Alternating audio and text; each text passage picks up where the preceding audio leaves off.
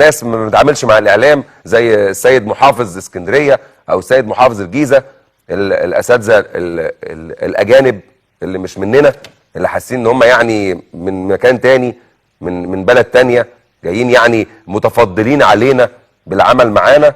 واحد بيركب عجل والتاني بتاع تخطيط.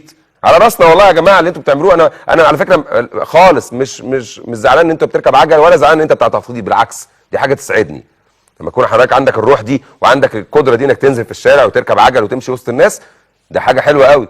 بس انت كده الناس مش هتبقى فرحانه بيك على فكره، ولا انا هبقى فرحان بيك. احنا ممكن نركب عجل، يعني ممكن اجي اركب معاك عجل وممكن ننزل كلنا نركب عجل معاك عادي، بس في وقت الفسحه.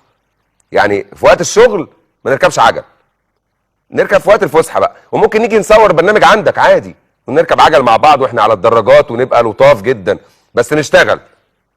يعني شيل الميه اللي ضاربه في اسكندريه اللي بنتكلم عنها بقى لها اسبوع، طفحين الدم يعني في الكلام عن الميه اللي في اسكندريه. نشيل المشاكل الزباله اللي في اسكندريه الرهيبه. الجيزه